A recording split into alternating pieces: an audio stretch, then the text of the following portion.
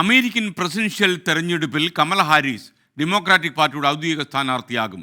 ഷിക്കാഗോയിൽ നടന്ന ഡെമോക്രാറ്റിക് കക്ഷിയുടെ നാഷണൽ കൺവെൻഷനിലാണ് കമലയെ തെരഞ്ഞെടുത്തത്. ഇതാദ്യമായിട്ടാണ് ഒരു ഇന്ത്യൻ വംശജ US പ്രസിഡൻഷ്യൽ തെരഞ്ഞെടുപ്പിൽ സ്ഥാനാർത്ഥിയാകുന്നത്. അമേരിക്കയിൽ നിന്ന് മധു കൊട്ടാരക്കര തത്സമയം ചേരുന്നു. Good morning Madhu. നമുക്കൊക്കെ സന്തോഷമുള്ളൊരു കാര്യമാണ്. ഇനി നമുക്ക് കമല ഹാരിസിനെ ജയിപ്പിക്കേണ്ട ബാധ്യതയുണ്ട്. Good morning SKN. അമേരിക്കയുടെ ജനാധിപത്യ ചരിത്രത്തിൽ ഇത് ആദ്യമായിട്ടാണ് ഒരു ഇന്ത്യൻ വംശജ പ്രസിഡന്റ് സ്ഥാനാർത്ഥിയായി വരുന്നതിന് സാക്ഷ്യം വഹിച്ചുകൊണ്ടിരിക്കുകയാണ് അമേരിക്കൻ ജനത. ഇപ്പോൾ അമേരിക്കയുടെ ആദ്യ ഇന്ത്യൻ സെനറ്ററായ കമലാ ഹാരിസിനെ ഡെമോക്രാറ്റിക് പാർട്ടി അവരുടെ ഔദ്യോഗിക സ്ഥാനാർത്ഥിയായി പ്രഖ്യാപിച്ചു കഴിഞ്ഞു.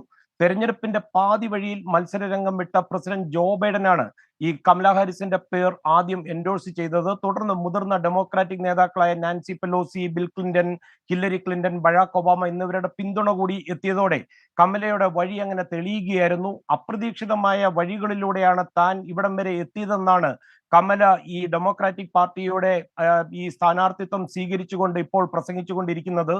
അമ്മയെ പറ്റി പറഞ്ഞാണ് കമല തന്റെ പ്രസംഗം ആരംഭിച്ചത്. 19 വയസ്സാകുമ്പോൾ ഇന്ത്യയിൽ നിന്ന് അമേരിക്കയിലെത്തിയ അമ്മയെ പറ്റി മാത്രമാണ് കമല കൂടുതലും സംസാരിച്ചു തുടങ്ങിയപ്പോൾ പറഞ്ഞത്. കമലയുടെ രാഷ്ട്രീയ ജീവിതത്തിലെ ഏറ്റവും വലിയ ഒരു രാഷ്ട്രീയ പ്രസംഗമാണിത്.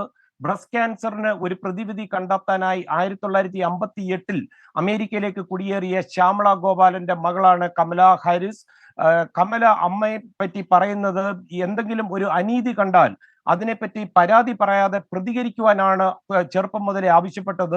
ഷിക്കാഗോയിലെ ഡെമോക്രാറ്റിക് കൺവെൻഷനിൽ നിറഞ്ഞു നിന്നതും ശ്യാമള ഗോപാലന്റെ പേരായിരുന്നു.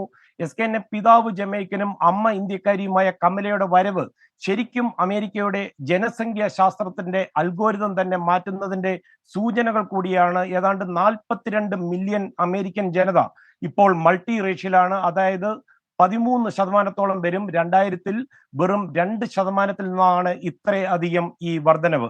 SKN. Okay, thank you. Madhu കൊട്ടാരക്കരയാണ് അമേരിക്കയിൽ നിന്നും ചേർന്നത്.